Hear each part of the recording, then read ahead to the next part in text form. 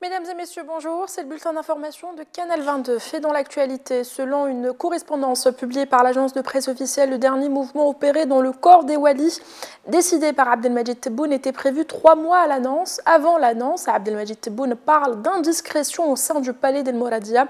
La gestion du palais d'El Mouradia n'est plus informelle et désordonnée comme c'était le cas avant plus de 2 décennies, lit-on dans la correspondance qui cite une période à laquelle Abdelmajid Tebboune occupait un poste de ministre. Le sénateur républicain de Floride, Marco Rubio, a adressé au secrétaire d'État Anthony Blinken une lettre réclamant des sanctions contre l'Algérie. Ce sont des sanctions qui ciblent les régimes entretenant des relations notamment commerciales fortes avec les adversaires des États-Unis. Rappelant que la Russie est le premier fournisseur militaire de l'Algérie, l'Algérie fait également partie des 4 premiers acheteurs d'armes russes dans le monde entier, culminant avec un accord d'armement de 7 milliards de dollars en 2021.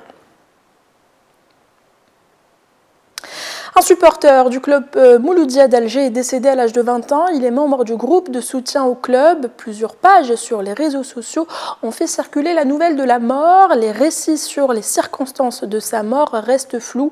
Selon les témoignages, il a été convoqué par le tribunal de Blida pour comparaître dans l'affaire des émeutes qui ont éclaté dans un stade lors d'une rencontre du MCA.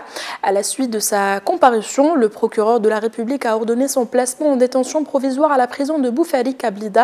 Le jeune serait décédé des suites d'un malaise. Le procès de Anis Rahmani, le parquet requiert l'aggravation des peines. Le procureur général près la cour d'Alger a requis hier dimanche l'aggravation des peines contre Anis Rahmani, l'ex-patron du groupe de presse Nahar et l'homme d'affaires Mahidine Tahkout, poursuivi pour des faits de corruption. Le pôle pénal économique et financier près le tribunal de Sidi Mohamed a condamné en juin dernier Anis Rahmani à 10 ans de prison ferme, assortie d'une amende d'1 million de dinars pour mauvais usage des fonds de la Sarl El-Atir Presse, éditrice du journal et la chaîne Nahar, infraction à la réglementation des changes, trafic d'influence pour l'obtention d'indus avantages et fausses déclarations.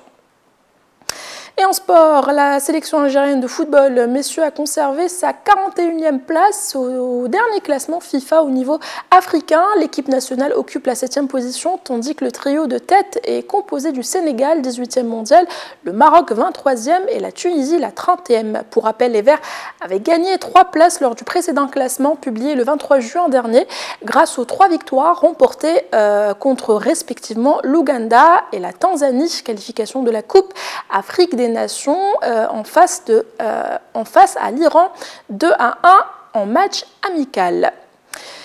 Et sur le plan international, en Tunisie, un journaliste de Radio Tunis, chaîne internationale, Sofiane Ben N'Djim, a été victime d'une agression. Selon le syndicat national des journalistes tunisiens, ce sont des agents du poste police de la capitale Tunis, dit 7e, qui ont violenté le journaliste qui s'était rendu au poste pour déposer plainte pour avoir été victime d'un braquage. C'était l'essentiel de l'actualité de ce lundi. Merci de nous avoir suivis. Excellente journée à tous.